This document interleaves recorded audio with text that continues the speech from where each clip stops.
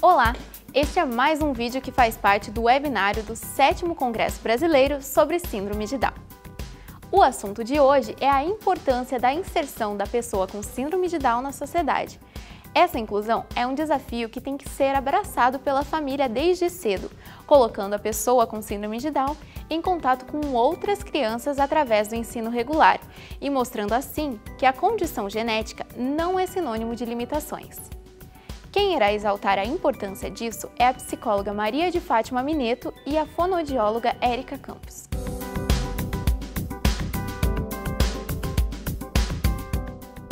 Oi, eu sou Maria de Fátima Mineto, psicóloga, professora da Universidade Federal do Paraná, mestre em Educação, doutora em Psicologia. E venho aqui hoje para conversar sobre a inclusão. Quando a gente pensa em inclusão, nós estamos falando hoje de um desafio para pais, de um desafio para educadores, de um desafio para a sociedade de uma forma geral.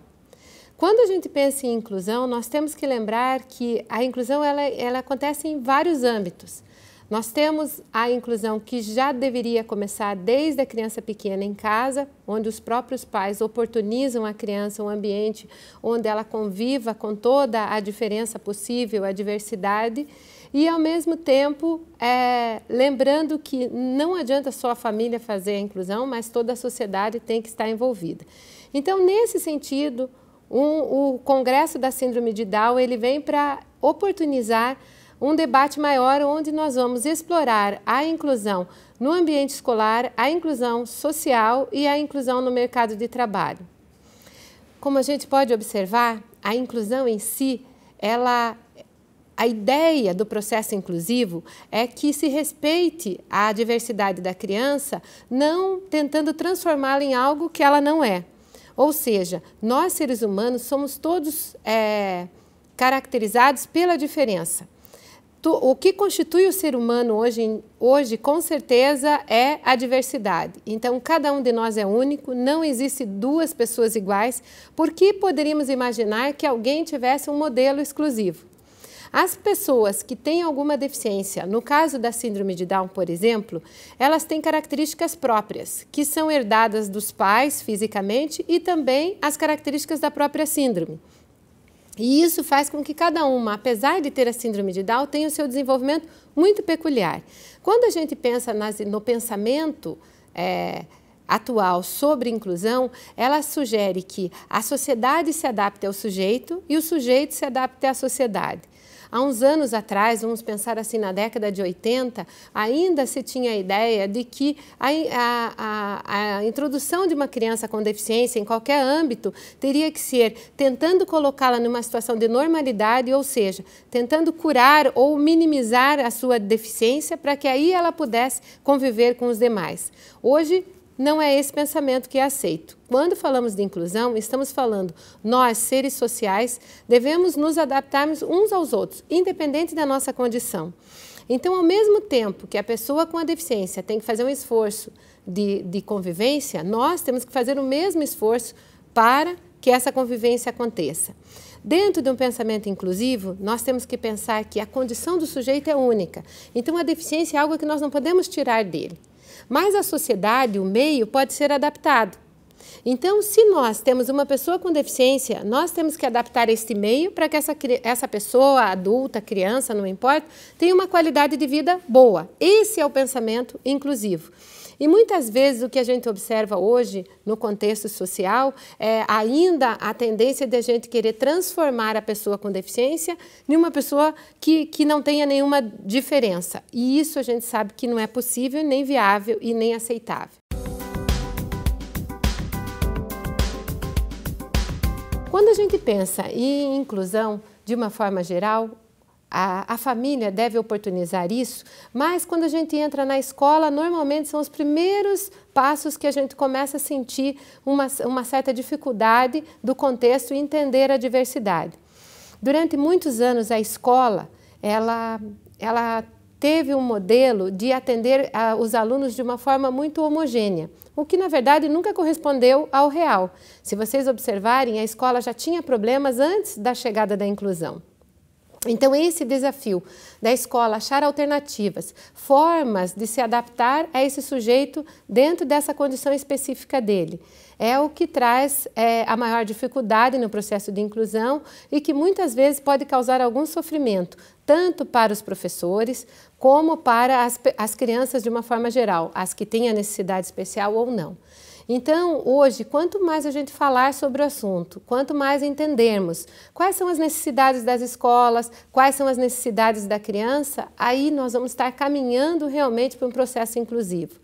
Quanto menos a gente adaptar o meio e tentar transformar a pessoa para que ela se adapte, mais sofrimento a gente vai ter.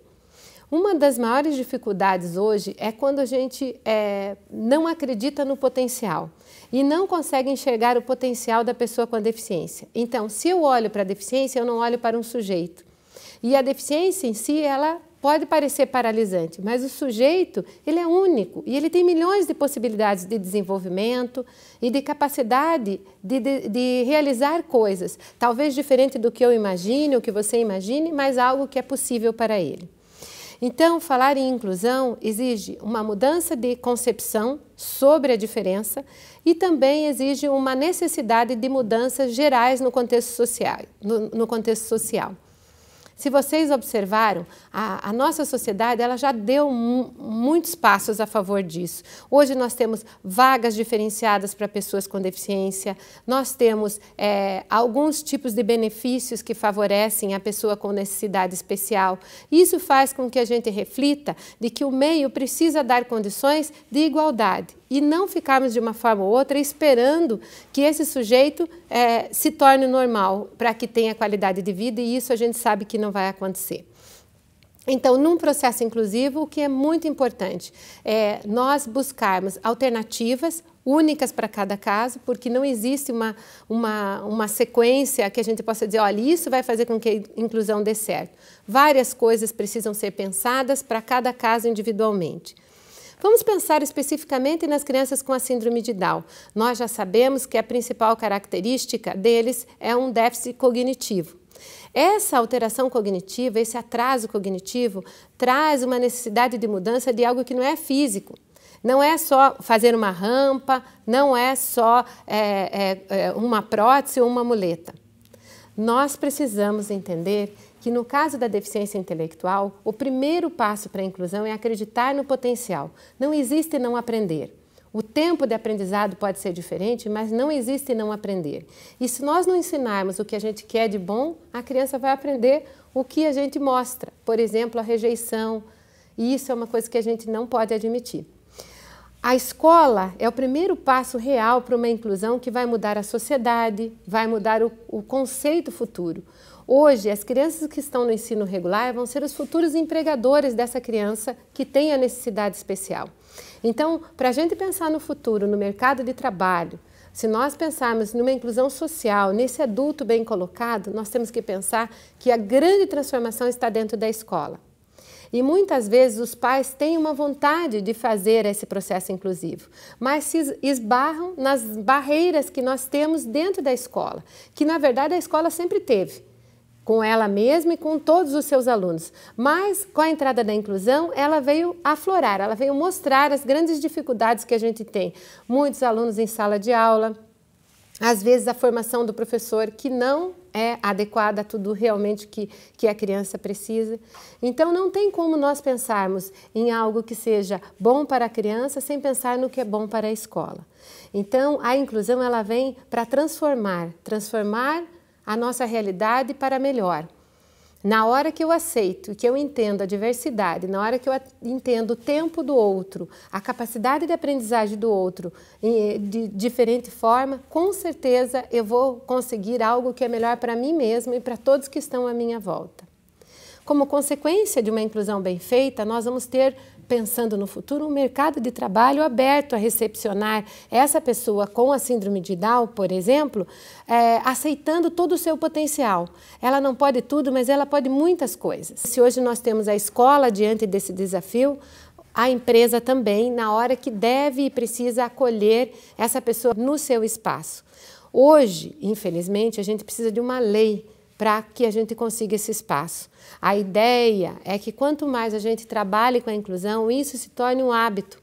E como tantas outras conquistas sociais que nós já temos hoje, um dia a gente não precise lutar de uma forma, através de uma legislação, para conseguir um espaço diferenciado. Falar de inclusão significa olhar para si mesmo, pensar quanto eu entendo da diversidade humana e quanto eu penso que tudo pode ser adaptado para que a gente possa ter um ambiente onde todos tenham qualidade de vida e possam ter o seu desenvolvimento atrelado a relações realmente afetivas que tragam uma possibilidade social melhor, mais harmoniosa, onde todos crescem e todos podem ter o seu desenvolvimento pleno.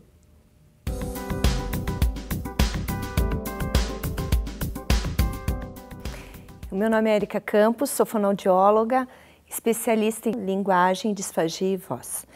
Eu vou falar para vocês um pouco sobre o processo de alfabetização da criança com síndrome de Down e como o fonoaudiólogo pode ajudar nesse processo, visto que a fala e a escrita são processos que estão intimamente ligados. Para uma criança saber escrever, ela precisa ter uma linguagem oral bem desenvolvida, bem adequada. E o que ocorre, na maioria das vezes, nos quadros das nossas crianças com síndrome de Down, é a questão do déficit no desenvolvimento da linguagem e no desenvolvimento de fala. No desenvolvimento da fala, nós temos um percentual bastante elevado de crianças que apresentam um quadro que se chama apraxia motora da fala. A apraxia motora da fala acomete de 45% a 65% das nossas crianças e é uma alteração na movimentação, na organização dos músculos faciais, prejudicando assim a produção oral da criança. Frente a isso, o que ocorre? O fonoaudiólogo vai ter um papel muito importante no processo do desenvolvimento da alfabetização, desde a estimulação dessa criança na sua fala, na sua linguagem, na questão da estimulação também da musculatura oral para proporcionar esse fortalecimento para essa criança ter uma melhor performance entre essas áreas. A alfabetização deve ser entendida não somente como um processo de decodificação de letras, mas sim um processo no qual essa criança, esse indivíduo possa ler e entender o que ele está lendo. Para o indivíduo com síndrome de Down, esse processo deve ser uma estimulação multissensorial, visto que a memória a curto prazo nesses indivíduos está prejudicada. Então, quanto mais pudermos oferecer de estímulos, de recursos para esse indivíduo, ele terá um melhor resultado na questão do desenvolvimento da alfabetização. E quais seriam esses recursos? Principalmente recursos gestuais e visuais, já que as crianças, os indivíduos com síndrome de Down, eles aprendem muito mais pelo visual. Eles são 75% visuais e 25% auditivos.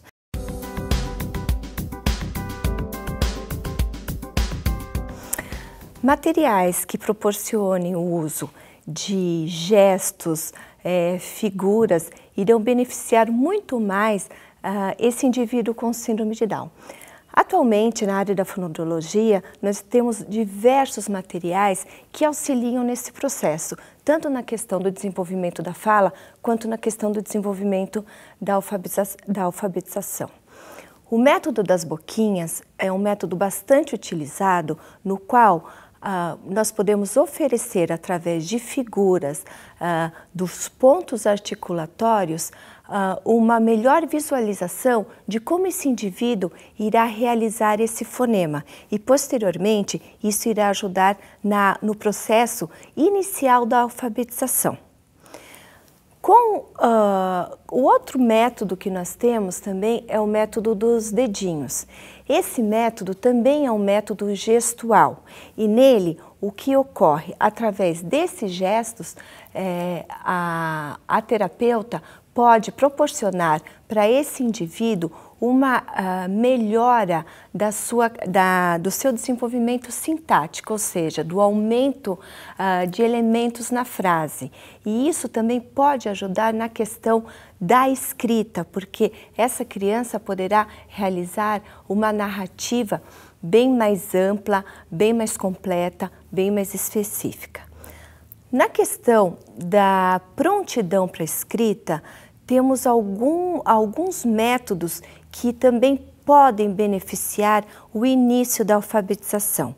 Um desses métodos chama Handwriting Without Tears, e a sigla é HWT. É um método bastante utilizado no currículo de escolas americanas.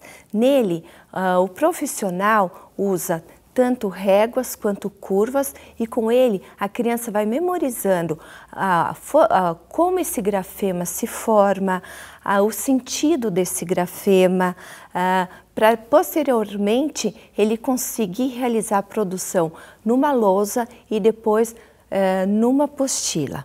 Então, esses métodos que utilizam tanto essa parte visual quanto a parte gestual são de grande valia na questão do desenvolvimento da alfabetização da criança com síndrome de Down.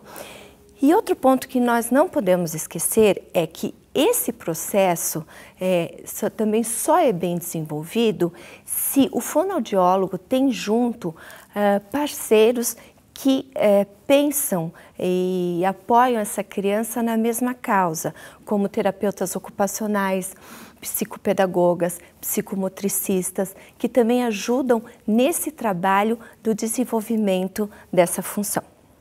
Do dia 15 a 17 de outubro, você poderá participar do 7º Congresso Brasileiro sobre Síndrome de Down em Curitiba. Convidamos a todos para acompanhar o evento e entrar em contato com profissionais da área para esclarecer dúvidas e conhecer mais sobre a trissomia 21. Para mais informações, acesse o site down2015.com.br.